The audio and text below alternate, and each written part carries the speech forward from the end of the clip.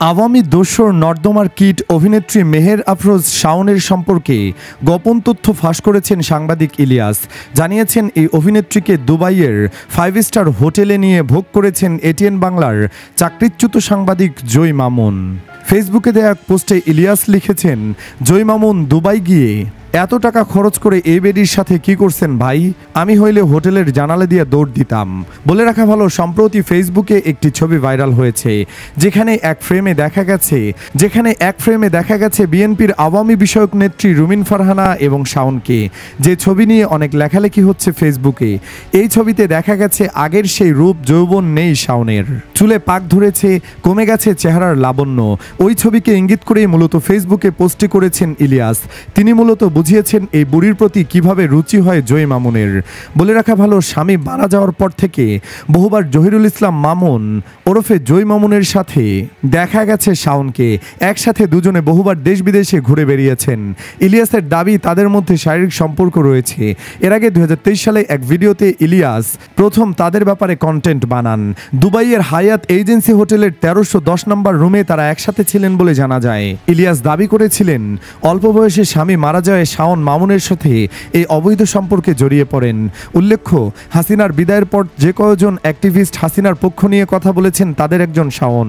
এর আগে আওয়ামী লীগের গোপন বৈঠকে ভার্চুয়ালি উপস্থিত ছিলেন কথাসাহিত্যিক হুমায়ুন আহমেদের দ্বিতীয় স্ত্রী ও অভিনেত্রী মেহের আফরোজ শাওন।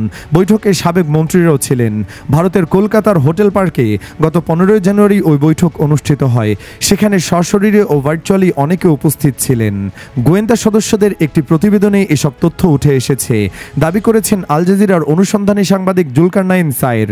ওই বৈঠকে কারা উপস্থিত ছিলেন, কি সিদ্ধান্ত নেওয়া হয়েছে, এসব বিষয় উঠে এসেছে গোয়েন্দা প্রতিবেদনে। এখানেই শেষ নয়।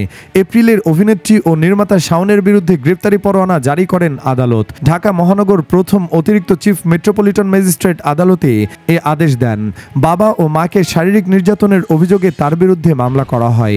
নিজের 33 বছরের বড় এবং বান্ধবীর বাবাকে বিয়ে করলেও নিজের বাবার দ্বিতীয় বিয়ে মেনে নিতে পারেননি অভিনেত্রী মেহের আফরোজ শাওন।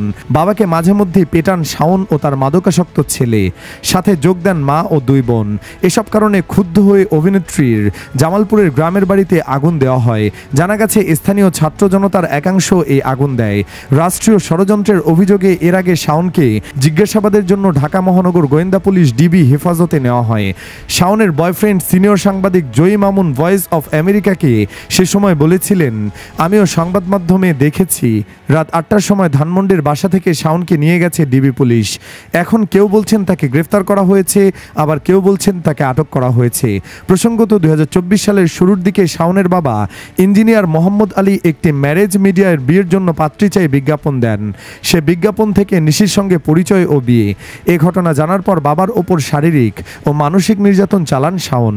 এ সময় শাওন ও তার অন্যান্য ভাই বোনের ক্ষমতার প্রভাবে দ্বিতীয় মা নিশিকে 6 মাসের জেলে পাঠান।